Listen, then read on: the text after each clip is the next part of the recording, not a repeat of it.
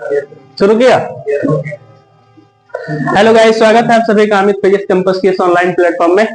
कणों के निकाय एवं घूर्णन गति वाला चैप्टर हम लोग पढ़ रहे थे, जिसमें जो है लास्ट क्लास हम लोग जो है कोणीय विस्थापन क्या होता है, कोणीय वेग क्या होता है, कोणीय त्वरण क्या होता है और दृढ़ पिंड क्या होता है, घूर्णन गति क्या होता है, इन सारी चीजों के बारे में समझे थे। और अभिकेंद्रीय बल क्या होता है, इन सारी चीजों के बारे में समझे थे। अभी जो हम लोग समझने के लिए जा रहे हैं, जिसमें हम लोग अपकेंद्रीय बल समझेंगे और घूर्णन गति जो है वो कोणीय वेग पर निर्भर करता है कि नहीं, इस बात पर बात करेंगे।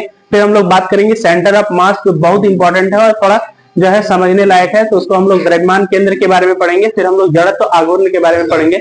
तो उम्मीद करेंगे सारा टॉपिक आपको बेहतर समझ में आ रहा होगा। अब जो है हम लोग बात करने के लिए जा रहे हैं, सबसे पहले बात करेंगे अपकेंद्रीय बल के बारे में, और उसके बाद फिर हम लोग घूर्णन गति कोणीय वेग पर निर्भर करता है कि नहीं, इसके बारे में बात करेंगे। फिर हम लोग द्रव्यमान केंद्र के बारे में बात करेंगे। आइए शुरू करते हैं, और वीडियो में लास्ट तक बने रहिएगा। जितना भी टॉपिक है वो आपको हर एक टॉपिक की तरह मार्कन करने का काम करेंगे, बस आप लास्ट तक वीडियो में बने रहिए। आइए शुरू करते हैं। चलो भाई, तो लास्ट क्लास में जो हम लोग पढ़े थे उसमें अभिकेंद्रीय बल के बारे में हम लोग पढ़े थे, ठीक है ना। अभिकेंद्रीय बल क्या होता है और इसका फार्मूला क्या होता है, इसके बारे में पढ़े थे। अब हम लोग अपकेंद्रीय बल के बारे में समझते हैं। देखिए फटाफट एक बार रिकॉल करते हैं। देखिए कणों के निकाय एवं घूर्णन गति के बारे में हम लोग पढ़ चुके थे, और हम ये मान के चल रहे हैं कि आप जो है वो जड़त्व आघूर्ण तक लिख लिए हैं, मोमेंट ऑफ इनर्शिया तक लिख लिए हैं। अब ये मान के हम आपको समझाने के लिए जा रहे हैं। जो नहीं लिखे हैं, इसके बाद वाला जो क्लास है, काइंडली आपसे ये रिक्वेस्ट होगा कि जितना भी अभी तक पढ़े हैं हम लोग, जैसे कि क्या क्या पढ़े, एक समान वृत्तीय गति पढ़े, फिर हम लोग कोणीय गति पढ़े, फिर हम लोग कोणीय विस्थापन पढ़े, फिर हम लोग कोणीय वेग पढ़े, फिर हम लोग कोणीय त्वरण पढ़े, फिर हम लोग अभिकेंद्रीय बल पढ़े, फिर हम लोग अपकेंद्रीय बल पढ़े। उसके बाद नोट में 2 पॉइंट लिखा हुआ था, ये पढ़े। फिर दृढ़ पिंड पढ़े, रिजिड बॉडी। फिर हम लोग घूर्णन गति पढ़े। फिर हम लोग द्रव्यमान केंद्र क्या होता है, मतलब ये सब कुछ टॉपिक नहीं पढ़े, जैसे द्रव्यमान केंद्र इसको लिखना है। और उसके बाद फिर हम लोग दृढ़ पिंड क्या होता है इसको लिखना है, घूर्णन गति क्या होता है इसको लिखना है, बल आघूर्ण क्या होता है इसको लिखना है, बल युग्म क्या आघूर्ण क्या होता है इसको लिखना है, जड़त्व आघूर्ण लिखना है। इतना सारा हम आपसे उम्मीद करेंगे कि आप इसके बाद वाला क्लास में कंप्लीटली आप लिख लीजिएगा। अगर आप लिख लीजिएगा तो हमको समझाने में, क्योंकि इसमें जो है ज्यादा समझाने वाला ही है टॉपिक है, ठीक है ना। जितना भी टॉपिक है अंडरस्टैंडिंग बेस है, तो आप इसको जितना ज्यादा समझिएगा ना, उसके बाद आप एक बार घर में जाके पढ़िएगा तो आपको लगेगा ये तो एकदम आसान है। तो लेकिन अगर आप लिख लीजिएगा तो वो आपको समझने में बहुत आसान लगेगा। इसलिए हम आपसे काइंडली रिक्वेस्ट करेंगे कि इसके बाद जो क्लास होगा उसमें कंप्लीटली आप इतना दूर तक एटलीस्ट लिख लीजिएगा, जड़त्व आघूर्ण तक, ठीक है ना। इतना दूर तक लिख लीजिएगा, और आप एक बार जितना भी पढ़ते हुए गए हैं उसको एक बार पढ़ लीजिएगा तो आपको कंप्लीटली समझ में आ जाएगा। जो आपको समझ में नहीं आएगा, हम तो आते ही हैं भाई, हमको तो पूछना ही है, नहीं पूछेगा तो फिर डाउट क्लियर नहीं होगा। इसलिए घर में समय दो, नहीं समय देगा तो काफी दिक्कत है। फटाफट में एक बार रिकॉल करते हैं। एक समान वृत्तीय गति का मतलब होता है कि अगर कोई एक कण किसी भी वृत्ताकार पथ पर समान वेग से गति करता है तो इसको हम लोग एक समान वृत्तीय गति कहते हैं। देखिए नाम से ही पता चल रहा है, एक समान मतलब एक कण समान वेग से वृत्ताकार पथ पर गति करता है, तो उसको हम लोग क्या कहेंगे, एक समान वृत्तीय गति। अगर कोणीय गति के बारे में बात करें तो कोणीय गति का मतलब होता है कि देखिए अगर कोई हमारा वृत्ताकार पथ है, तो ये मान लेते हैं पॉइंट ए है और ये पॉइंट बी है, तो ये पॉइंट ए से पॉइंट बी तक अगर ये एस दूरी तय किया तो इसके केंद्र में भी कुछ दूरी तय हुआ होगा। ये चीज आप देख पा रहे होंगे, जैसे ये यहां से यहां तक पी से क्यू दूरी तय किया। जो कोण में दूरी तय हुआ ना उसको कोणीय गति कहेंगे, जो कोण में दूरी तय हुआ उसको कोणीय गति कहेंगे। हम लोग कोणीय विस्थापन पढ़े थे। कोणीय विस्थापन में हम लोग इस बात को पढ़े थे कि किसी भी प्रारंभिक स्थिति और अंतिम स्थिति के बीच में जो कोण बन रहा है ना, उस कोण को हम लोग कोणीय विस्थापन कहेंगे। ये जो कोणीय विस्थापन है पी और क्यू, ये पी प्रारंभिक स्थिति और क्यू अंतिम स्थिति है, इसके बीच में मान लेते हैं थीटा कोण बन रहा है, तो इस थीटा को कोणीय विस्थापन कहते हैं। और थीटा का फार्मूला होता है चाप बटा में त्रिज्या। चाप का मतलब होता है कि ये यहां से यहां तक टोटल चाप कितना एस, और हमेशा त्रिज्या जो है वो क्या है, यहां से आर। तो जो कोणीय विस्थापन का फॉर्मूला हो जाएगा वो एस बटा में आर हो जाएगा। कोणीय वेग में कोणीय वेग क्या होता है, कोणीय वेग को ओमेगा से रिप्रेजेंट करते हैं। देखिए ये सबको रिप्रेजेंट जो करता है ना, उससे आप थोड़ा कम परिचित है। जैसे प्रारंभिक वेग, अंतिम वेग, त्वरण, ये सब परिचित है। प्रारंभिक वेग को यू से सूचित करते हैं, अंतिम वेग को भी से सूचित करते हैं, त्वरण को ए से सूचित करते हैं। लेकिन कोणीय वेग, कोणीय त्वरण, कोणीय विस्थापन, ये सबसे थोड़ा आप कम परिचित है, क्योंकि 9-10 में सब टॉपिक आप पढ़े नहीं है। लेकिन वो सारा टॉपिक हम 9-10 में पढ़े थे। ये आपके लिए बिल्कुल नया है, तो उसके लिए आपको ये सब थोड़ा जो है दिमाग में बैठाने के लिए पढ़ना पड़ेगा। आप इसको छुइएगा ही नहीं, रीडिंग ही नहीं मारिए तो आपको याद ही नहीं रहेगा। जैसे कोनिया बेग, तो कोनिया बेग को कभी आप पढ़वे नहीं किए हैं, अब आप पढ़िएगा तो आपको याद थोड़ी ना रहेगा। तो तुरंत एक दो बार नहीं पढ़िएगा तब तक आपको याद नहीं ना होगा कि कोनिया बेग को किससे रिप्रेजेंट करते हैं, उसको पढ़ना पड़ेगा। तो कोनिया, इसके बाद कोनिया विस्थापन, कोनिया बेग। कोनिया बेग होता है कि कोनिया विस्थापन में परिवर्तन, कोनिया विस्थापन में परिवर्तन, इसका मतलब कोनिया वेग को हम लोग रिप्रेजेंट किससे करते हैं, ओमेगा से। अब ये बात आपको याद रखना पड़ेगा, कोनिया वेग को किससे रिप्रेजेंट करते हैं, ओमेगा से रिप्रेजेंट करते हैं। इसका मतलब होता है विस्थापन बटा समय। विस्थापन, कोनिया विस्थापन को किससे रिप्रेजेंट करते हैं, थीटा से, और समय हो जाएगा नीचे में थीटा अपन में टी। उसका हाँ खटक रहा है बोला, वो वाला बोले ना हाँ, उसमें दो त्रिज्या है। किसमें, ये त्रिज्या देखिए वृत्त के केंद्र से, वृत्त के केंद्र से इस वृत्त के टोटल परिधि में कहीं भी ले लीजिए, त्रिज्या हमेशा बराबर रहेगा। त्रिज्या हमेशा क्या रहेगा, बराबर। तो यहाँ पे आर है तो यहाँ भी आर ही त्रिज्या बनेगा, यहाँ पे लीजिएगा तो यहाँ भी आर। नहीं भाई ऐसा थोड़ी होता, त्रिज्या तो एक ही लेंगे ना, त्रिज्या एक ही लेंगे ना। यहाँ से यहाँ तक का टोटल त्रिज्या आर है, तो यहाँ भी ऐसे भी यहाँ से भी आर, ऐसे थोड़े लेंगे आर आर टू आर, 3 गो त्रिज्या तो 3 आर, ऐसा हो गया 4 गो त्रिज्या तो 4 आर, 5 गो त्रिज्या तो 5 आर। ऐसे नहीं लेना है, त्रिज्या लेना है। त्रिज्या आपको हमेशा वृत्त के केंद्र से कहीं से भी एगो लाइन खींचिए, वो आपका आधा लाइन त्रिज्या होगा, पूरा लेंगे तो व्यास होगा। तो आधा है तो इसलिए वो क्या है, त्रिज्या है। अब कोनिया वेग का फॉर्मूला होता है थीटा अपन में टी, मतलब कोनिया विस्थापन बटा समय। कोनिया जैसे कोनिया त्वरण, तो कोनिया त्वरण आपको पता नहीं है, कभी पढ़ने नहीं किया, अब आप पढ़ लिए हैं। कोनिया त्वरण मतलब कोनिया वेग में परिवर्तन। देखिए सब जो है उसी से रिलेटेड है, बस यहाँ पे कोण जुड़ जा रहा है, लेकिन आपको रिप्रेजेंट किससे करना है, करते हैं, इसके लिए आपको पढ़ना पड़ेगा घर में, जो आप नहीं करते हैं। कोनिया त्वरण को अल्फा से रिप्रेजेंट करते हैं, और अल्फा बराबर क्या होता है, ओमेगा अपन में टी। तो कोनिया त्वरण, कोनिया त्वरण का मतलब होता है कोनिया वेग में परिवर्तन। कोनिया वेग को किससे रिप्रेजेंट करते हैं, ओमेगा से। कोनिया वेग को किससे रिप्रेजेंट करते हैं, ओमेगा से। कोनिया त्वरण में, कोनिया वेग में परिवर्तन की दर इतिहास गवाह है, जहां जहां दर आया है नीचे में समय लगेगा, तो नीचे में समय लग गया, तो अल्फा बराबर क्या हो गया, ओमेगा अपन में टी। अब हम लोग अभिकेंद्रीय त्वरण, अभिकेंद्रीय बल और अपकेंद्रीय बल के बारे में, अभिकेंद्रीय बल के बारे में पढ़ चुके थे, और उसके ऊपर रिकॉल कर देते हैं। फिर हम लोग आते हैं अपकेंद्रीय बल। देखिए अगर हम ये अगर कोई वृत्ताकार पथ है, मान लेते हैं कोई फील्ड है, कोई जो है वृत्ताकार पथ है, और इस पथ पर यहाँ पे कोई एक कण है, तो अगर ये कण है तो इसकी दिशाएं हमेशा परिवर्तित हो रही होगी। आप देखिए इधर से ये इस पॉइंट पर गया, यहाँ पर आकर के इसका दिशा ऐसे होगा, फिर ये ऐसे मुड़ेगा तो इसका दिशा ऐसे हो गया, फिर ये इस पॉइंट पर आया तो इसका दिशा ऐसे हो गया, फिर ये इस पॉइंट पर आया तो इसका दिशा ऐसे हो गया, फिर ऐसे आया तो इसका दिशा ऐसे हो गया। हर एक पॉइंट पर इसका जो है दिशा परिवर्तित हो रहा है। देख पा रहे हैं दिशा परिवर्तन हो रहा है कि नहीं, हो रहा है कि नहीं दिशा परिवर्तन। देखिए दिशा परिवर्तन हो रहा है कि नहीं है? इसका मतलब क्या है, बाहर तरफ बल नहीं लगा रहा है। जैसे जब कोई कण या पिंड, जैसे ये हमारा वृत्त का केंद्र है, और ये वृत्त का केंद्र से ये r दूरी पर एक पॉइंट A है, और ये जो एक कण है, ये कण ये वृत्ताकार पथ पर चक्कर लगा रहा है। देखिए अगर हम वृत्ताकार पथ पर चक्कर लगा रहे हैं, ऐसे घूम रहे हैं, तो हम हर दिशाओं को तय कर रहे हैं, हम हर दिशाओं को क्या कर रहे हैं, तय कर रहे हैं। लेकिन इस स्थिति में यहाँ पे कोई एक बल काम कर रहा है। देखिए हम आपको बताए थे कि अभिकेंद्रीय बल वास्तव में कोई एक बल नहीं है, एक पोस्ट का नाम है। इसके जगह पर जो बल बैठ जाता है वो उसका जो है उसका रोल निभाने लगता है। जैसे प्रधानमंत्री किसी का नाम नहीं है, वास्तव में प्रधानमंत्री एक पोस्ट का नाम है। उस पोस्ट में जाकर के जो बैठ जाएगा वही प्रधानमंत्री बन जाएगा। बात को समझ पा रहे हैं? मोदी जी का नाम प्रधानमंत्री नहीं है, मोदी जी का नाम तो मोदी जी है, लेकिन मोदी जी उस पोस्ट में बैठे हैं जिसके कारण उसको हम लोग पीएम मोदी जी कहते हैं। अगर राहुल जी जाके उस पोस्ट पे बैठ जाएंगे तो बोलेंगे पीएम राहुल जी, बोलेंगे कि नहीं? उसी तरह से अभिकेंद्रीय बल वास्तव में कोई एक बल नहीं है, ये क्या है, एक पोस्ट का नाम है। कोई भी बल जहां पर इस पोस्ट पर बैठ जाएगा उसी बल को हम क्या बोल देंगे, अभिकेंद्रीय बल। अभिकेंद्रीय बल का मतलब क्या होता है कि जब कोई कण किसी वृत्ताकार पथ पर चक्कर लगाता है तो इसकी दिशाएं परिवर्तित होती रहती है। दिशा परिवर्तित नहीं हो रहा है, ऐसे गया इस पॉइंट पर आया, फिर ऐसे हुआ, फिर से तो क्या बोला, हाँ?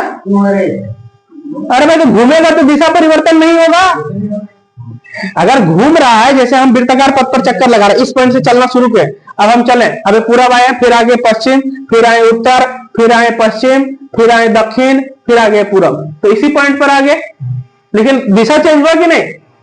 तो दिशाएं चेंज होती रही है। तो जब कोई पिंड किसी वृत्ताकार पथ पर चेंज गति करती है तो उसकी दिशा में क्या होता है? परिवर्तन होता है, उसकी दिशा में परिवर्तन होता है। लेकिन उस पिंड पर जो है ना, इस वृत्ताकार जो पथ है, उस पथ का जो केंद्र भाग है, उस केंद्र भाग पर एक बल काम कर रहा होता है। उस केंद्र भाग पर क्या काम कर रहा होता है? एक बल काम कर रहा होता है। वो बल क्या करता है कि इसको उधर जाने से रोकता है, इसको चाहता है कि तुम इधर ही आओ। अगर कोई भी पिंड गिर रहा है ना, जैसे गोल चक्कर लगा रहा है ना, ऐसे करके घूम रहा है, ऐसे करके घूम रहा है, तो वो कभी उधर नहीं गिरेगा, हमेशा इधर ही गिरता है। इसका क्या कारण है? इसका कारण है कि वो अपने ओर खींच रहा है, ये केंद्र अपनी ओर क्या कर रहा है? खींच रहा है। खींच कैसे रहा है? उसके अंदर एक बल काम तो कर रहा होगा ना, तो उस बल को हम लोग क्या नाम देते हैं? अभिकेंद्रीय बल। उस बल को क्या नाम देते हैं? अभिकेंद्रीय बल। जैसे कोई बस है, अगर बस जो है अगर गोल चक्कर लगा रहा है, या फिर कोई बाइक का जो है रेसिंग कर रहा है, तो अगर बाइक का रेसिंग गोल गोल गोल गोल गोल गोल घूम रहा है, किसी कारण बस अगर वो अनकंट्रोल हो गया, तो जैसे मान लेते हैं ऐसे करके घूम रहा है, ऐसे करके, तो वो हमेशा इधर ही गिरेगा, उस पार नहीं गिरेगा। हाँ, वृत्त के अंदर में गिरेगा। जैसे मान लेते हैं ऐसे करके यहां से कोई क्या है, ये चलना शुरू कर रहा है, ऐसे करके गति घूम रहा है और घूम रहा है। तुम इस बात को सोचने का प्रयास करो कि अगर ये घूम रहा है, तो अगर किसी कारण बस ये गिरेगा, तो ये इस पार नहीं गिरेगा, वो गिरेगा तो इधर ही गिरेगा। मानता है कि नहीं इस बात को? इस पार ही गिरेगा, वृत्त के अंदर ही। क्यों अंदर ही गिर रहा है? इसके कारण, इसका तो कुछ कारण होगा ना ब्रो। अंदर ही गिर रहा है, इसका तो कोई कारण होगा ना। इधर क्यों नहीं गिर रहा है, उसका जवाब आपको ढूंढना चाहिए। तो उसका जो जवाब मिल रहा है, वो जवाब अभिकेंद्रीय बल में छुपा हुआ है। अभिकेंद्रीय बल का साइंटिस्टों ने खोज किया तो पता चला कि अगर कोई पिंड वृत्ताकार पथ पर गति कर रहा है, और गति करते समय उसके केंद्र की ओर क्या लगता है? एक बल लगता है। उस बल के कारण जो है, अगर कोई पिंड जो है वृत्ताकार पथ पर गति करते समय किसी कारणवश गिर जाता है, तो वो हमेशा जिस ओर केंद्र बल लगाता है उसी ओर गिरता है। ठीक है ना? क्योंकि केंद्र क्या लगा रहा है? एक बल लगा रहा है। उस बल का क्या नाम दे देंगे? तो अभिकेंद्रीय बल का मतलब समझ में आया? अभिकेंद्र का मतलब समझ में आया कि नहीं? अब देखिए, एक है अभिकेंद्रीय त्वरण। अब इसका फॉर्मूला देखो, बल बराबर क्या होता है? अभिकेंद्रीय बल का फॉर्मूला F बराबर, देखिए F है अभिकेंद्रीय बल को इंग्लिश से क्या कहते हैं? Centripetal force. क्या कहते हैं? Centripetal force. अब सिर्फ F लिख देंगे तो सेंट्रीपिटल फोर्स कैसे जानेंगे कि कौन फोर्स है?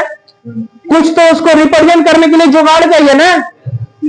रिप्रेजेंट करने के लिए कुछ जुगाड़ चाहिए, तो जिसके कारण यहाँ पे FC लिख देते हैं। क्या लिख देते हैं? FC। C का मतलब क्या है? सेंट्रीपिटल। F का मतलब क्या है? फोर्स। तो सेंट्रीपिटल फोर्स बराबर होता है मास इनटू एक्सेलरेशन। लेकिन यहाँ पे कैसा त्वरण? अगर कोई पिंड किसी वृत्ताकार पथ पर घूम रहा है, तो अगर उसका वेग में परिवर्तन होगा, वृत्तीय पथ पर घूमते समय अगर उस पिंड का वेग में परिवर्तन होगा, तो उसके परिवर्तन की दर को जो है हम लोग अभिकेंद्रीय त्वरण कहेंगे। क्या कहेंगे? अभिकेंद्रीय त्वरण। अगर कोई पिंड किसी वृत्ताकार पथ पर घूम रहा है, तो अगर उसके वेग में परिवर्तन होगा, तो उस त्वरण, वेग में परिवर्तन की दर को क्या कहेंगे? अभिकेंद्रीय त्वरण। अभिकेंद्रीय त्वरण को हम, अब अभिकेंद्रीय त्वरण सिर्फ त्वरण लिख देंगे तो काम चलेगा? नहीं काम चलेगा। तो उसके लिए हमको क्या करना पड़ेगा? अभिकेंद्रीय त्वरण लिखना पड़ेगा। तो उतना बड़ा तो लिखेंगे नहीं, क्योंकि आप लोग महान बच्चे हैं, तो इसलिए हम लोग क्या करेंगे? AC लिख देंगे। क्या लिख देंगे? AC। हाँ, वहां पे भी C लिखना पड़ेगा, लेकिन वहां पे जब क्वेश्चन पढ़िएगा तो आपको समझ में आ जाएगा कि ये सेंट्रीपिटल या सेंट्रीफ्यूगल। केंद्र से दूर की ओर बल लगेगा, इसमें केंद्र की ओर बल लगेगा।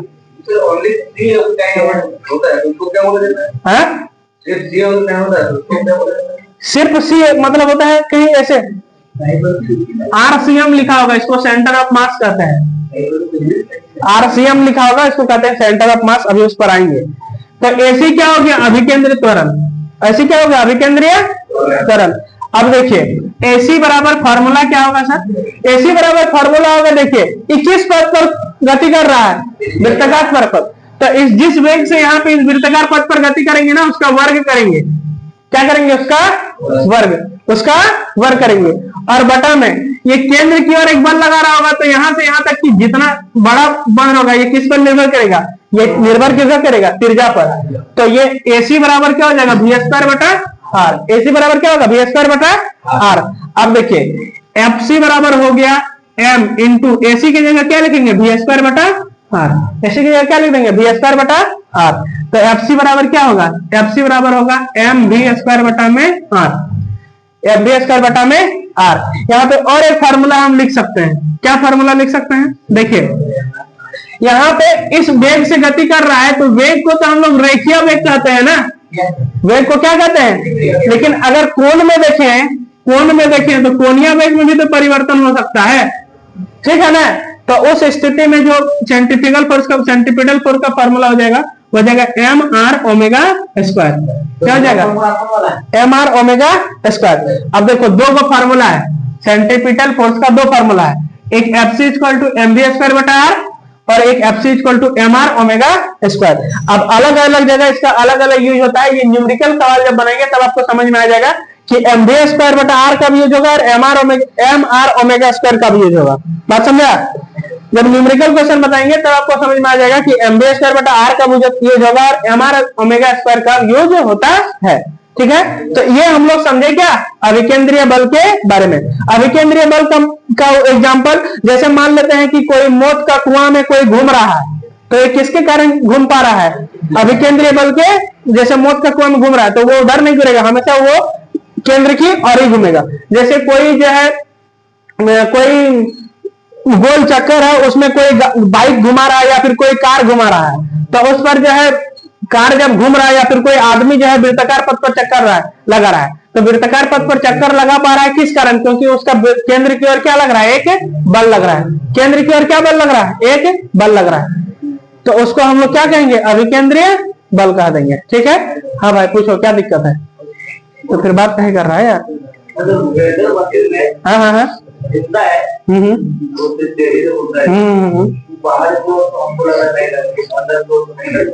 के अंदर उसमें अपकेंद्रीय बल। अब ऐसा थोड़ी है कोई गोल गोल घूमता है तो दो ही बल लगाएगा, अभिकेंद्रीय बल ही। अपकेंद्रीय बल भी तो लग सकता है। अपकेंद्रीय बल के बारे में अभी तुम समझा नहीं है। जैसे मान लेते हैं क्या बोलते हैं मिक्सी, तुम मिक्सी का बात कर रहा है। मिक्सी को अब कोई भी चीज घुमाने वाला कोई भी चीज होता है ना, वो हमेशा बीच से बल लगता है और हमेशा केंद्र से दूर की ओर बल लगाता है। तो वो केंद्र से दूर की ओर जो बल लगाता है उसको अपकेंद्रीय बल कहते हैं। अब लोग समझते हैं अपकेंद्रीय बल के बारे में। ये हम लोग क्या समझे? अभिकेंद्रीय। देखिए सुनो, अगर हम किसी को ऐसे घुमा रहे हैं, हाँ, तो वो अभिकेंद्रीय बल नहीं है, वो अपकेंद्रीय बल है ब्रो। उसमें आने तो दो पहले, हमको 5 मिनट बाद पूछना। 5 मिनट बाद, 5 मिनट रुक जा भाई, 5 मिनट बाद, 5 मिनट रुक जा यार। हमको हम अपने मौका, अरे यार हमको समझाने दो एक बार, फिर समझ पूछना आराम से।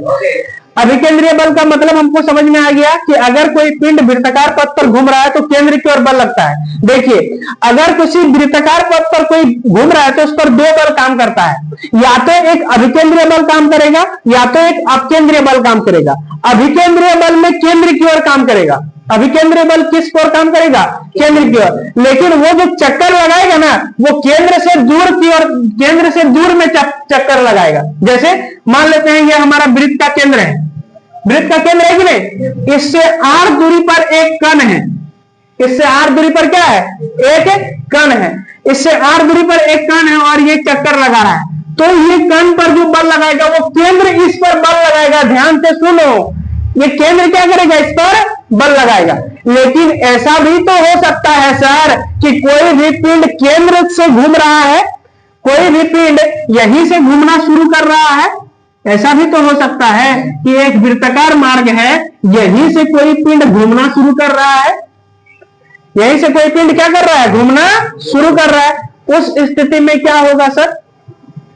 उस स्थिति में क्या होगा? जैसे घोर महा कभी देखा है? घोर महा, घोर महा मतलब दही बनाना, दूध से छाली बनाना, ऐसे छाली जुगाड़ कर लिया, इसको करके मोहते हैं। देखा है कि नहीं? देखा होगा सबको। कौन नहीं देखा है? जो नहीं देखा है वो कोई नहीं देखा है? अरे सबका घर में यार गाय ही होगा यार।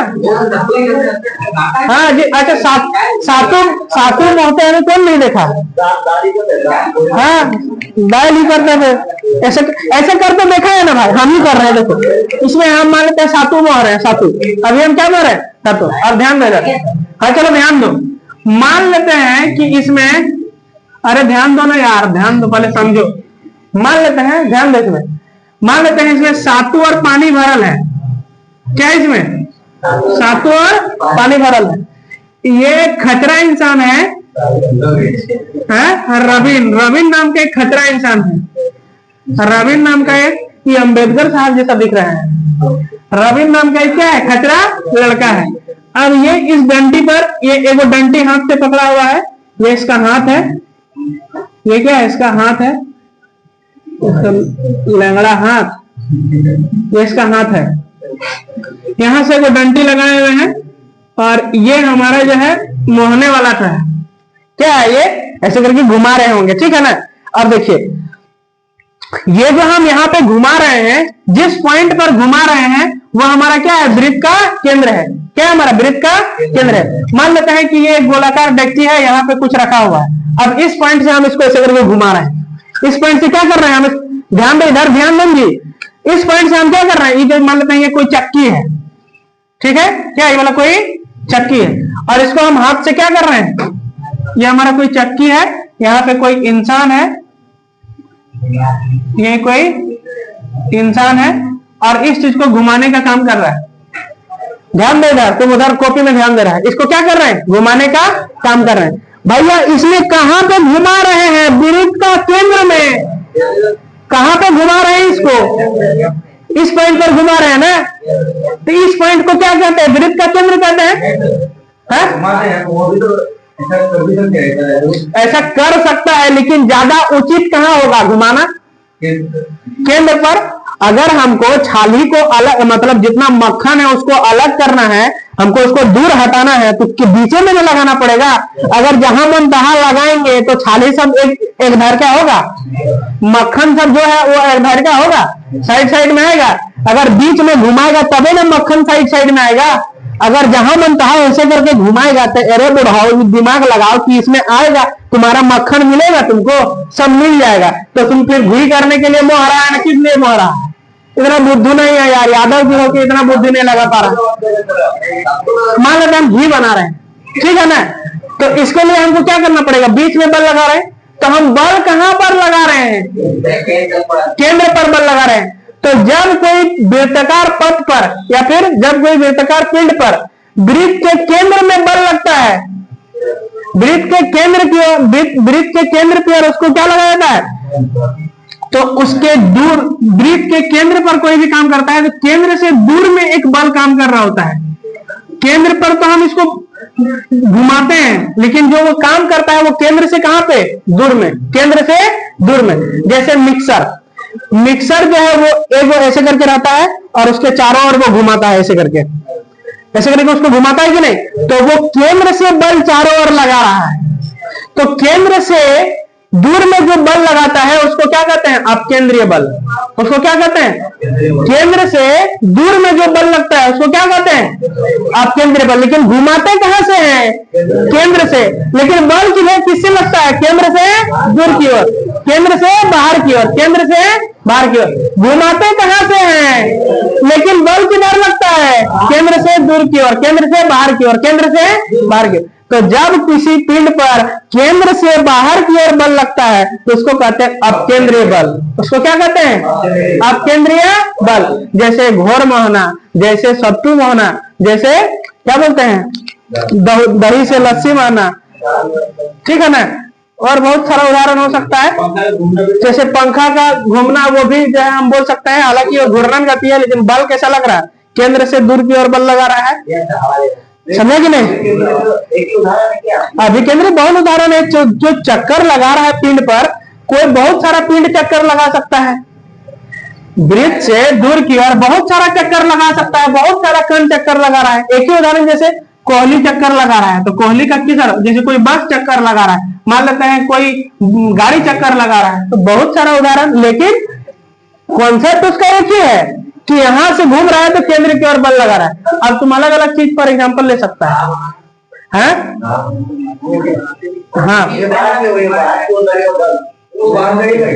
अरे घड़ा घूम नहीं ना रहा है अभी, घड़ा घूमेगा तब ना, बनाना क्या मतलब है?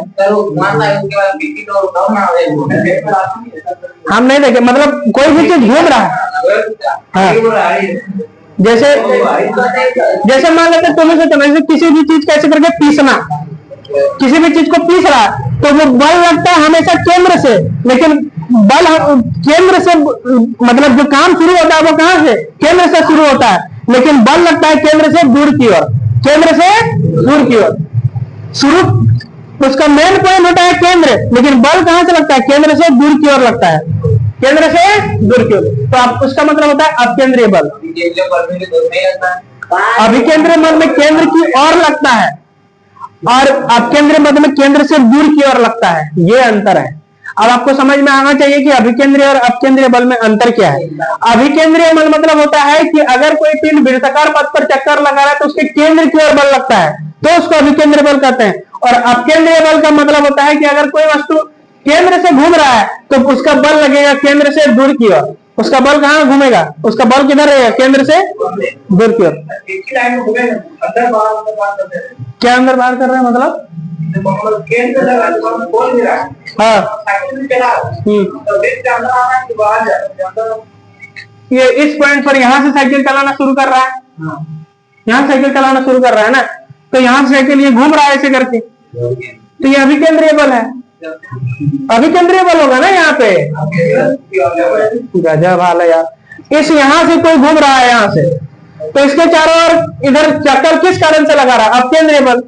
अभिकेंद्रीय बल, अपकेंद्रीय मतलब यहां से ऊपर से कोई इस पॉइंट पर एक ही जगह से ये घूम रहा है, किस जगह से, एक ही जगह से, तो केंद्र की ओर दूर, केंद्र से दूर की ओर बल लगेगा, ये होगा अपकेंद्रीय की ओर। तो एक बात याद रखना है, क्या याद रखना है कि अभिकेंद्रीय में वृत्त के केंद्र की ओर बल लगता है, किधर, अभिकेंद्रीय बल में बल किधर लगेगा, वृत्त के केंद्र। अपकेंद्रीय में किधर बल लगेगा, केंद्र से दूर की ओर, केंद्र से बाहर, बल किधर लगेगा, केंद्र से बाहर। अभिकेंद्र में केंद्र की ओर, अभिकेंद्र में केंद्र की ओर, अपकेंद्र में केंद्र से बाहर, अपकेंद्र में केंद्र से बाहर। तो याद रहेगा कि नहीं? चलिए अब हम लोग आते हैं दूसरा, अब घूर्णन गति। ये हमारा अभिकेंद्रीय अपकेंद्रीय बल हो गया, ठीक है। अब हम लोग क्या आते हैं, घूर्णन गति। क्या हो गया, अभी कहाँ टाइम हो गया यार, अभी 2 टॉपिक इसको खत्म करना है पूरा। चलो ध्यान दो, तुम लोग उलझा के रख देता है यार। चलो अब देखो घूर्णन गति, कितना समय हो रहा है अभी?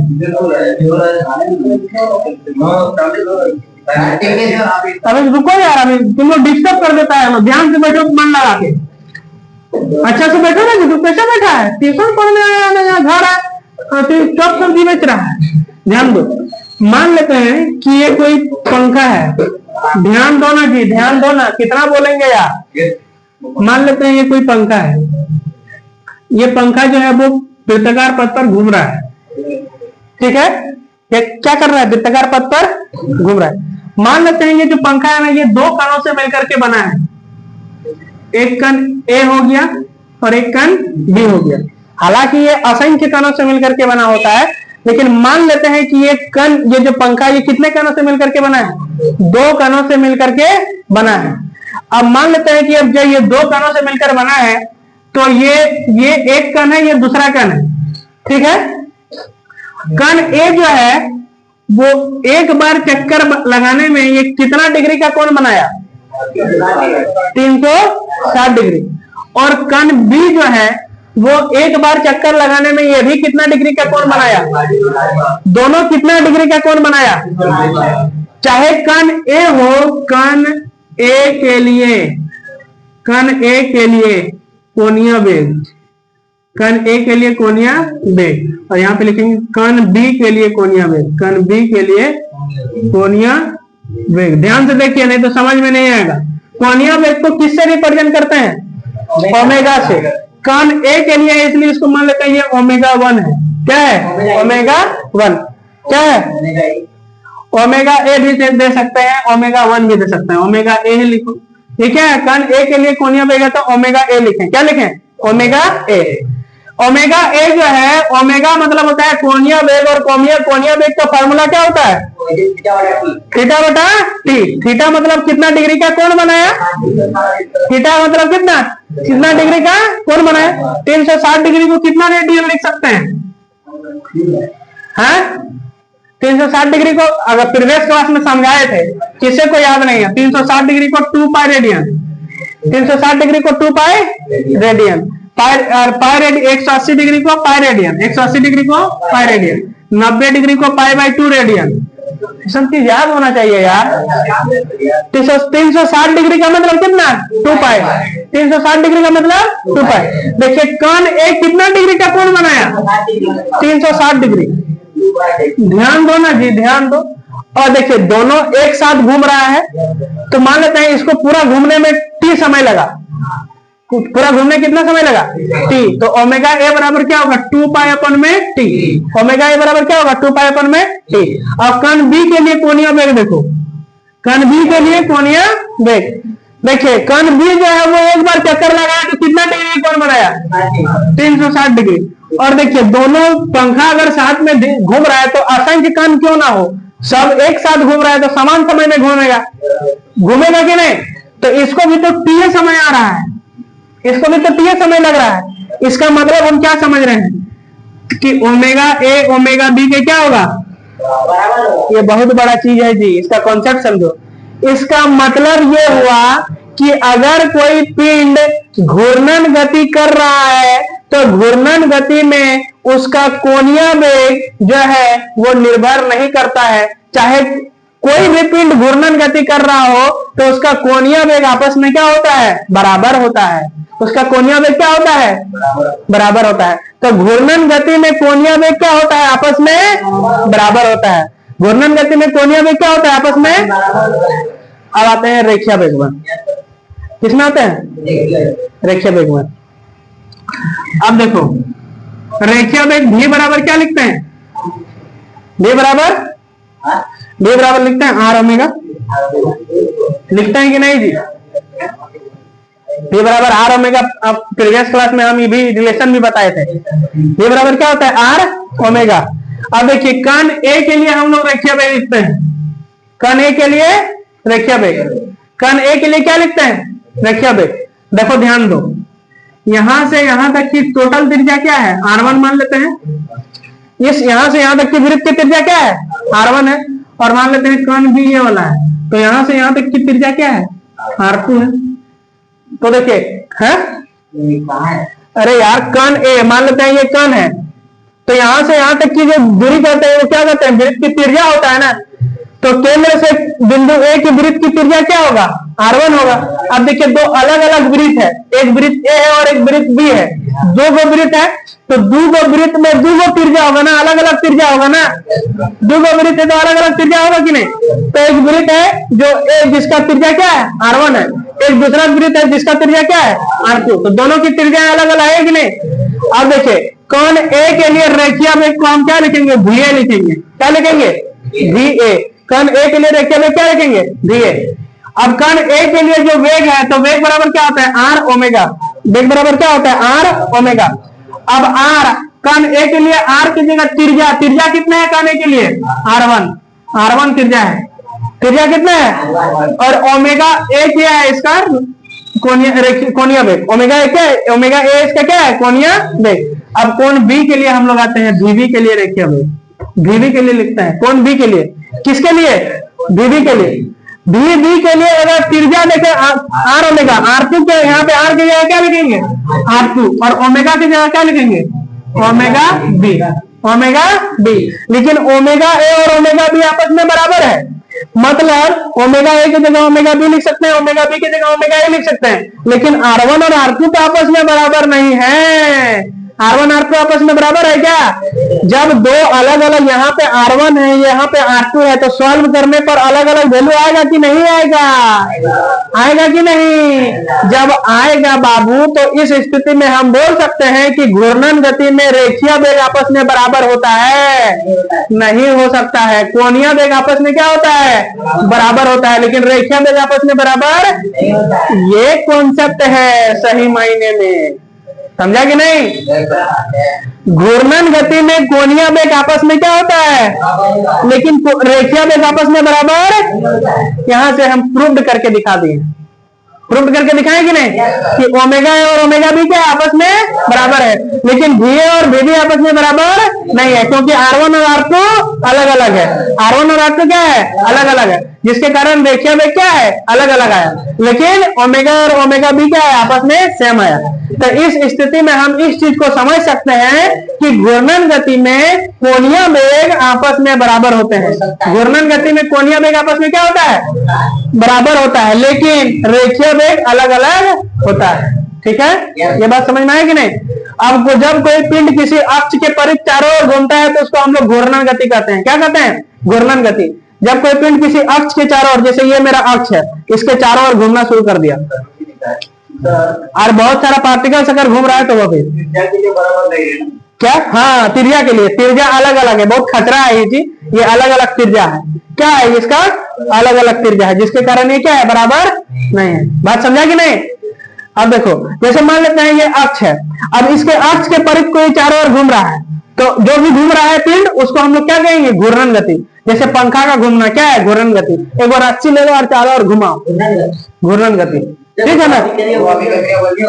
अरे घूर्णन गति के अंदर ही तो सब अभिकेंद्रीय बल, अपकेंद्रीय बल, कोणीय वेग, कोणीय त्वरण, रेखीय वेग, अभी के अंदर तो सब आता है यार। क्या करता है?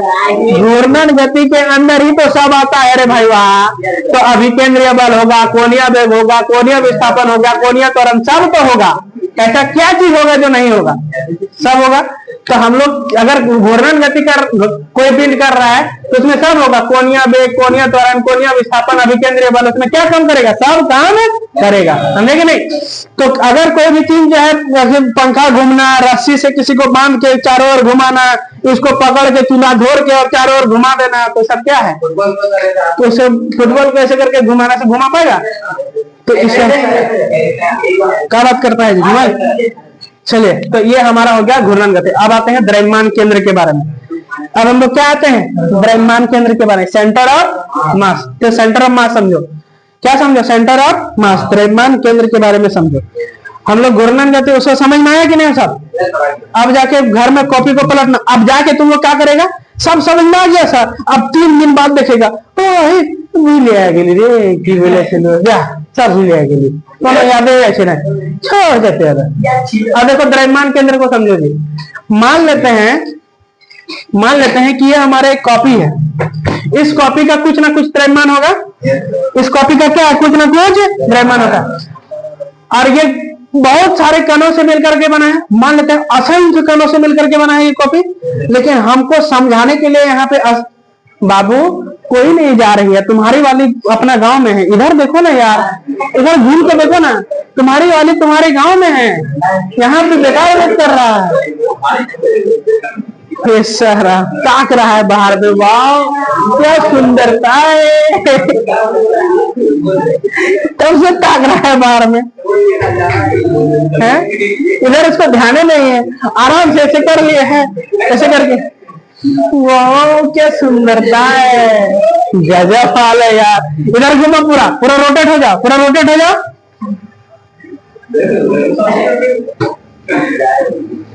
अरे हवा में उड़ना है ना, तितलियों का साथ छोड़ना पड़ेगा, समझा कि नहीं?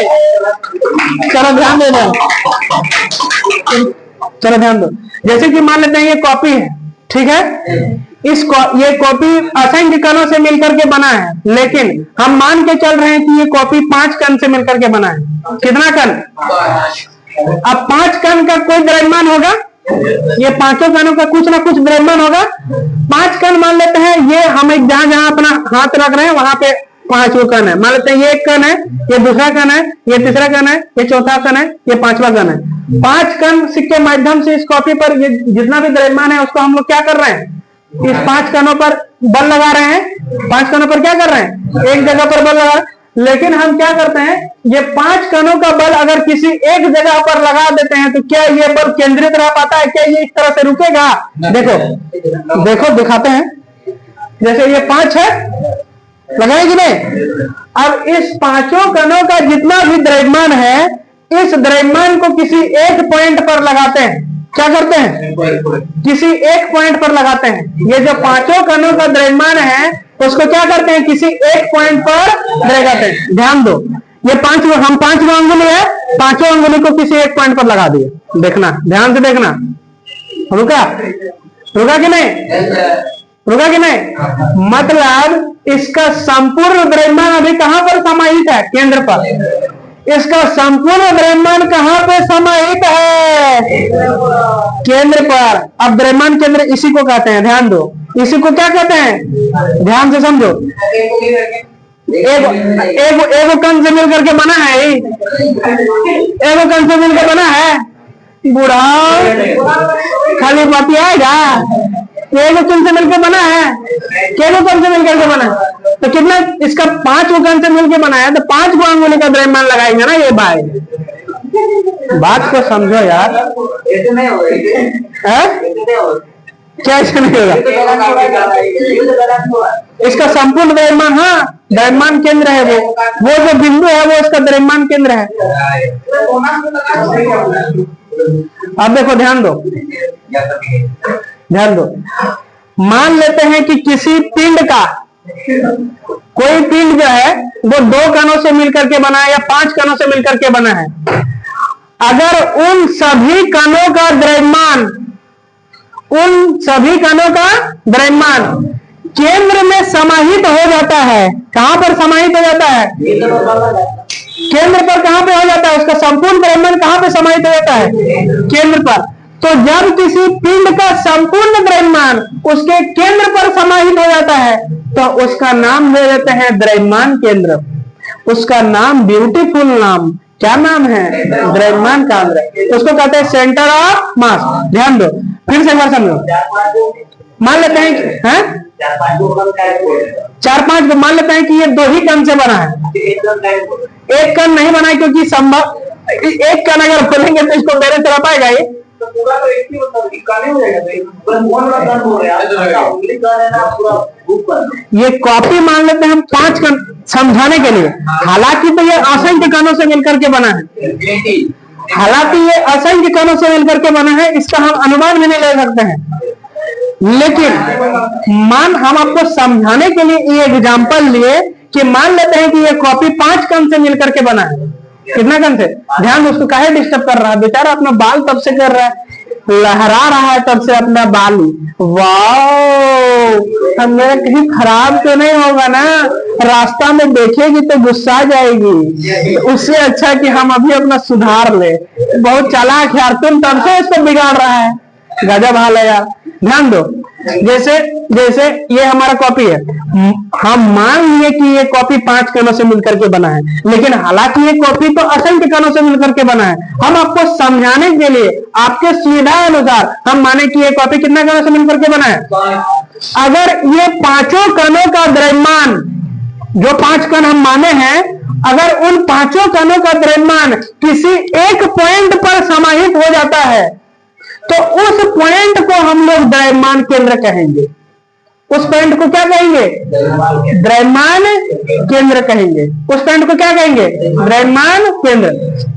जैसे हम आपको एग्जांपल, अब वो समाहित हो जाता है तो वो जिस तरह से, अगर हम इसको रोक रहे हैं तो इसको भी रोकिए लेंगे बढ़िया से, थोड़ा शिद्दत से, प्यार से।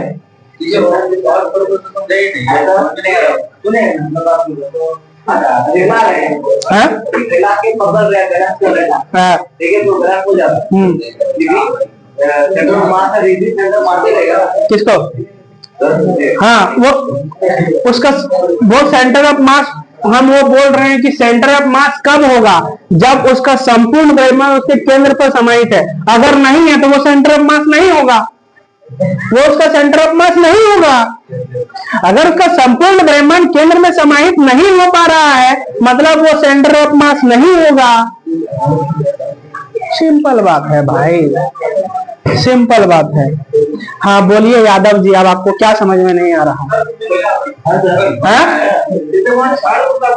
हाँ ठीक है, जहां पे उसको तोड़ रहे, जिस पॉइंट पर वो खड़ा हो पा रहा है वो पॉइंट उसका क्या है? द्रव्यमान केंद्र है। द्रव्यमान केंद्र मतलब सभी ऐसा कोई बिंदु जहां पर वो उस बिंदु पर यदि उस पर रखा जाए उस पॉइंट पर, तो वो जो है बैलेंस हो जा रहा है, वो उसका समाहित हो जा रहा है।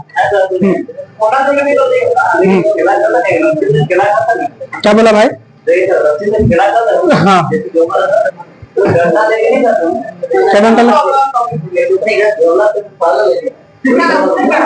नहीं समझी क्या बोला? जैसे मान लो सेंटर ऑफ मास के जैसे मान लेते हैं कोई रस्सी से चल रहा है, डंडा से कहने का मतलब है कि जैसे मान लेते हैं कोई ऐसे कोई डंडा रख दिया, मान लेते हैं कि ये कोई दीवार है, ठीक है, या फिर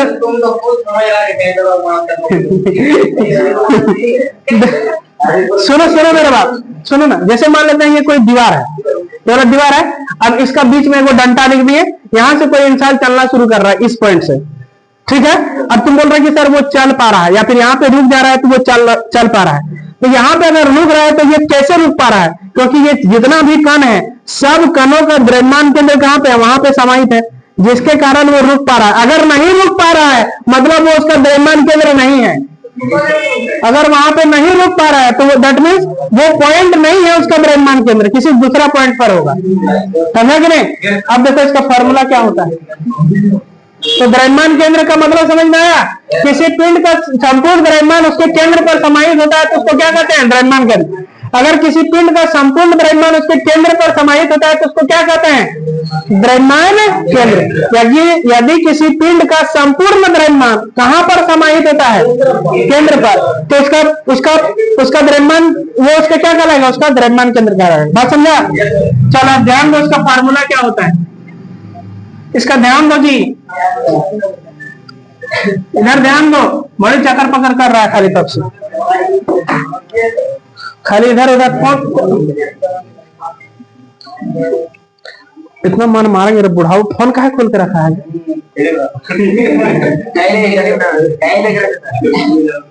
फोन रखो, फोन लगा दे, बॉडी मार उधर को ले दे दीजिए, दे दीजिए ले। चलो इधर देखो दी, हम लोग 3 अक्ष के बारे में पढ़े, ध्यान दे देते हैं, ध्यान दो, खाली बतियाता है तुम लोग। मान लेते हैं ये एक्स अक्ष है, ये वाई अक्ष है, और ये क्या है? जेड अक्ष। मान लेते हैं ये एक कण है जिसका द्रव्यमान m1 है, ये पॉइंट ए है, ठीक है ना, और ये बी है जिसका द्रव्यमान m2 है, और ये पॉइंट क्या है? बिंदु बी है, ठीक है ना। और यहां से यहां तक की दूरी जो है वो क्या है? ओहो गड़बड़ गड़बड़ गड़बड़, यहां से यहां तक की दूरी क्या है? r1 है, क्या है? r1 है, और यहां से यहां तक की दूरी क्या है? r2 है। कितना है? r2। यहां से यहां तक की दूरी r1 है, और यहां से यहां तक की दूरी क्या है? r2 है। इन दोनों पिंडों का द्रव्यमान केंद्र इस पॉइंट पर है, मान लेते हैं सी बिंदु पर। क्या है? कहां पे? सी बिंदु पर।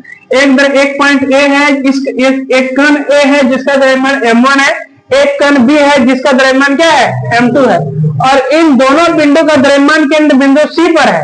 कहां पर है? बिंदु सी पर। और केंद्र से इसकी दूरी जो है वो क्या है? r है। केंद्र से दूरी इसकी क्या है? r है। केंद्र से इसकी दूरी क्या है? r है। तो इसका द्रव्यमान केंद्र का फॉर्मूला क्या होगा? केंद्र से अगर इसकी दूरी r है तो इसके द्रव्यमान केंद्र का फॉर्मूला क्या होगा? देखो इसको लिखेंगे RCM। क्या लिखेंगे? RCM। CM का मतलब क्या है? Chief minister. क्या? CM का मतलब है सेंटर ऑफ मास। क्या है? Centre of mass. इसका फार्मूला हो जाएगा, कण ए के लिए द्रव्यमान क्या है? m1, और केंद्र मध्य अक्ष से इसकी दूरी कितना है? r1, तो m1 r1। केंद्र कण बी का द्रव्यमान कितना है?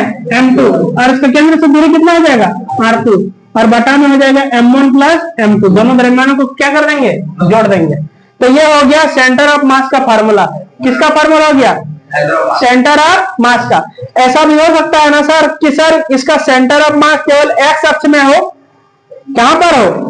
एक्स अक्ष में। या फिर ऐसा भी तो हो सकता है सर इसका सेंटर ऑफ मास वाई अक्ष में हो। सेंटर ऑफ मास एक्स अक्ष में हो या फिर वाई अक्ष में हो तो उसका फार्मूला क्या होगा? अगर एक्स अक्ष में हो तो इसको लिखेंगे एक्स सीएम। क्या लिखेंगे? Ex CM. क्या बोला भाई?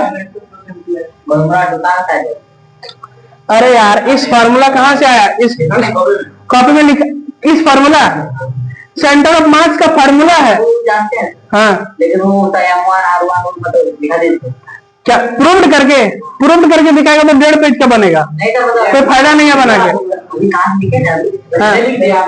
अरे यार देखो तुम्हारा ध्यान कहाँ है? हमको सेंटर ऑफ मास लिखना है। क्या लिखना है? केंद्र। हाँ हाँ, केंद्र से इसकी दूरी कितना है? तो RCM लिखेंगे। क्या लिखेंगे? RCM। इसका फार्मूला। अब इसका सेंटर ऑफ मास किसके कारण है? कण ए और कण बी के कारण। कण ए और कण बी के कारण। कण ए का द्रव्यमान कितना है? M1। और कण ए का जो है त्रिज्या है कितना है, मतलब अक्ष से इसकी दूरी क्या है? R1 है। तो इसको गुणा कर देंगे, M1 गुना R1 जोड़ेंगे। कण बी का द्रव्यमान कितना है? M2। और अक्ष से इसका दूरी कितना है? तो M2 R2 कर देंगे। दोनों को गुणा करके जोड़ के और जो द्रव्यमान है दोनों का अंक उससे क्या कर देंगे? डिवाइड दे देंगे। क्या कर देंगे? तो डिवाइड दे देंगे तो हमारा क्या हो जाएगा? सेंटर ऑफ मास आ जाएगा। क्या हो जाएगा? Centre of. अब हमको एक्स अक्ष और वाई अक्ष के लिए सेंटर ऑफ मास निकालना है। किसके लिए? एक्स अक्ष और वाई अक्ष के लिए। तो इसके लिए फॉर्मूला लिखेंगे M1 x1 plus M2 x2 बटा M1 प्लस M2। सवाल करेंगे जब न्यूमेरिकल सवाल तो आपको एक चीज का फील हो जाएगा कि इसका सवाल कैसे बनेगा। ठीक है ना? एक्स अक्ष के लिए सेंटर ऑफ मास क्या होगा? M1 x1 plus M2 x2 बटा M1 प्लस M2। और वाई अक्ष के लिए सेंटर ऑफ मास क्या होगा? तुम्हारा एकदम ध्यान नहीं रहता है भाई, एकदम ध्यान नहीं रहता है। तुम घर का डर से ट्यूशन बैठे हुए? हाँ बैठे। ठीक है चाची, ये बेचारा पढ़ने के लिए आता ही नहीं है। तुमको ध्यान नहीं रहता है पढ़ने में ब्रो। किसी से बतियाता है क्या तुम? हाँ? जीवन नरक हो जाएगा ब्रो। 2-3 साल में नहीं सुधर जाता है तो जीवन नरक हो जाएगा। बहुत बदतर जीवन लगी। मतलब तुम बिगड़ा हुआ है, सुधर जाएगा इसका मतलब तुम बिगड़ा हुआ है। आपने तुम कबूल किया इस बात को। देखो तुम कितना खत्म लड़का है जी। चलो अब देखो ये एक्स अक्ष के लिए। अब वाई अक्ष के लिए सेंटर ऑफ मास क्या होता है? M1 y1 plus M2 y2 is equal to M1 plus M2। यह वाई अक्ष के लिए सेंटर ऑफ मास होगा। किसके लिए? वाई अक्ष के लिए सेंटर ऑफ मास हो जाएगा। यहां से यहां तक की दूरी क्या है? स्थिति सदिश R1 है, इसको स्थिति सदिश बोलते हैं। दे दो ना वेक्टर। इसको क्या कहते हैं? स्थिति सदिश। R1 को क्या कहते हैं? Position vector. R2 को भी क्या कहते हैं? Position vector. ठीक है ना? तो R को पोजीशन वेक्टर कहते हैं। और पोजीशन वेक्टर कहाँ पे? तो सेंटर ऑफ मास अलग, घूर्णन गति, कोणीय गति, कोणीय विस्थापन, कोणीय त्वरण, वो सब सेम है, ये चेंज नहीं होगा। अब सब टॉपिक मिलते जाएगा क्या? कोणीय विस्थापन, कोणीय वेग, कोणीय त्वरण, वो सब तुमको समझ में आएगा। ये सब तो तेरे लिए बिल्कुल नया है, ये सब कभी नहीं सुना है जीवन में, उसको तो पढ़ा ही रहे हैं। अब देखो r vector position vector formula होता है x i cap plus y j cap plus z k cap. याद है या भूल गया? आर वेक्टर में क्या होता है? X i cap plus y j cap plus z k cap. इस टॉपिक से रिलेटेड हम सवाल आपको भेजे हैं, अब घर में आप देखे भी नहीं होंगे। जितना क्वेश्चन भेजे हैं कोणीय वेग का क्वेश्चन सॉल्व करने के लिए, कोणीय त्वरण का क्वेश्चन सॉल्व करने के लिए, कोणीय विस्थापन का कोणीय, लेकिन क्वेश्चन ना कॉपी में लिखे हैं ना सॉल्व किए ना उसको ट्राई किए। इतना दुर्भाग्यपूर्ण स्थिति है भाई कि हम रो देंगे कभी कभी। बोलो आगे, बोलो देगा फिर भाई।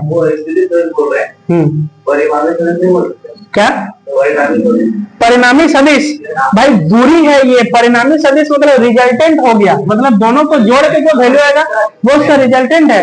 आप बोलेंगे कि बीच में आया गया वो वाला परिणामी सदिश है। तो बीच में यहाँ से यहाँ तक की दूरी को हम नहीं ना बोल सकते हैं, ये तो दूरी को रिप्रेजेंट कर रहे हैं। यहाँ से यहाँ तक की दूरी स्थिति सदिश है।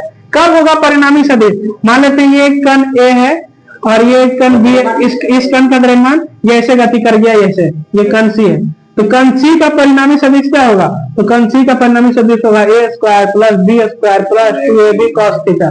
तो ये होगा इसका परिणामी सदिश। लेकिन यहाँ से यहाँ तक की अगर दूरी लिखना चाहे तो क्या होगा? दूरी लिखना होगा एक्स आई के प्लस वाई जे के प्लस जेड। हाँ, वही द्रव्यमान केंद्र का निर्देशांक ज्ञात करने के लिए बोल रहा है। ठीक है, तो एक्स एक्स वाई एक्स और जेड एक्स का क्या निकाल के आना है? निर्देशांक। जितना भी सवाल हम आपको भेजे हैं, जितना भी सवाल हम आपको भेजे हैं, लगभग 10 से 12 सवाल, अगर उसको ट्राई करके नहीं आए अगला क्लास तो बहुत मार मारेंगे।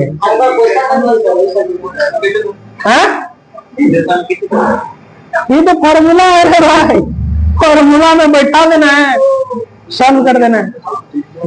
ठीक है, आगे समझाएंगे या फिर नहीं रखें? कितना हो गया टाइम? देखो 10:04। चलिए ठीक है, तो रखते हैं इतना ही। अगला क्लास में हम लोग जो पढ़ेंगे, ध्यान से सुन लो जी, अब बकायदा ध्यान से 2 मिनट में सुनिए। अगला क्लास में जो हम लोग पढ़ेंगे ना, उसमें हम लोग पढ़ेंगे, सबसे पहले हम लोग आते ही पढ़ेंगे बल आघूर्ण। क्या पढ़ेंगे? टॉर्क। उसके बाद हम लोग पढ़ेंगे जड़त्व आघूर्ण। क्या पढ़ेंगे? फिर हम लोग पढ़ेंगे कोणीय संवेग। क्या पढ़ेंगे? कोणीय। इतना पढ़ लेंगे तो उसका अगला क्लास में जो है हम लोग इसको खत्म कर लेंगे। ठीक है, अब आपका होमवर्क सुन लीजिए। होमवर्क जो है आपका जड़त्व आघूर्ण तक पूरी लिखा हुआ होना चाहिए अगला क्लास में। हम सब भेज चुके हैं। पहला होमवर्क। दूसरा सुन लीजिए, पहले कान खोल के सुनो। दूसरा होमवर्क है, जितना भी न्यूमेरिकल सवाल हम आपको भेजे हैं, उस न्यूमेरिकल सवाल को पहले कॉपी में उतार के और खुद से ट्राई करना है। जब वो ट्राई करके नहीं बनेगा तो उसका सॉल्यूशन देखना है। सॉल्यूशन देख के उसको समझ के बनाना है। उसके बावजूद भी जो नहीं बनेगा वो ला करके मेरा माथा में बगाड़ देना है। ठीक है, और इतना करके नहीं आइएगा तो हम आपको बजाड़ देंगे। अगर आप इतना करके नहीं आइएगा तो हम आपको बजाड़ देंगे, क्योंकि तुम लोग भाई घर में पढ़ता नहीं है। अब हमको थोड़ा स्ट्रिक्ट होना पड़ेगा। अब हम मारबो करेंगे। अब हम मारबो करेंगे।